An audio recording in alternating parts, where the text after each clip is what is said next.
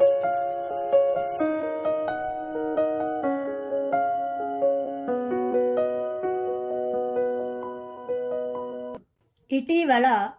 ఏ రాష్ట్రం ప్రగతి భవన్ పేరును మహాత్మా జ్యోతిరావు పులే ప్రజా భవన్ పేరుగా మార్చారు? తెలంగాణ రాష్ట్ర ప్రభుత్వం. ఇటీవల తెలంగాణ రాష్ట్ర ప్రభుత్వం ప్రారంభించిన పథకాలు.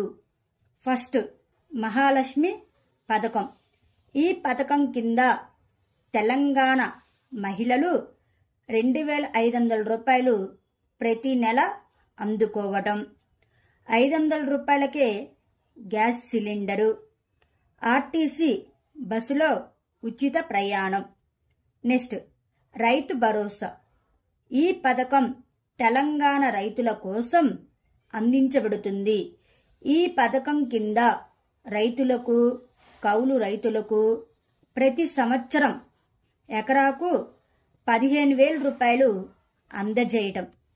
వ్యవసాయ కార్మికులకు సంవత్సరానికి 12,000 రూపాయలు అందించడం.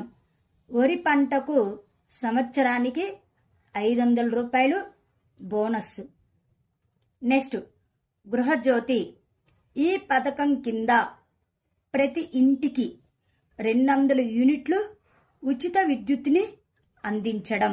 ఇందిరమ్మ ఇల్లు. ఈ పథకం కింద తెలంగాణ ఉద్యమ యోధులందరికీ 250 చదరపు గజాల ప్లాట్లను అందించడం. ఇంటి స్థలం మరియు సొంత ఇల్లు లేని వ్యక్తులకు 5 లక్షల రూపాయలు అందించడం. నెక్స్ట్, యువ వికాసం. ఈ పథకం కింద రాష్ట్ర యువత కోసం ఈ పథకం కలిగి ఉంటుంది.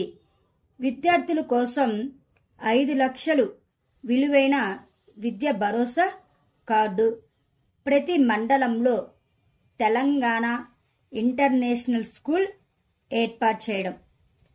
నెక్స్ట్, చేయూత పథకం.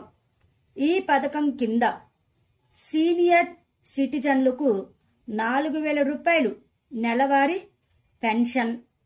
ఒక్కో కుటుంబానికి వైద్య చికిత్స కోసం 10 లక్షల ఆర్థిక సహాయం అందించడం.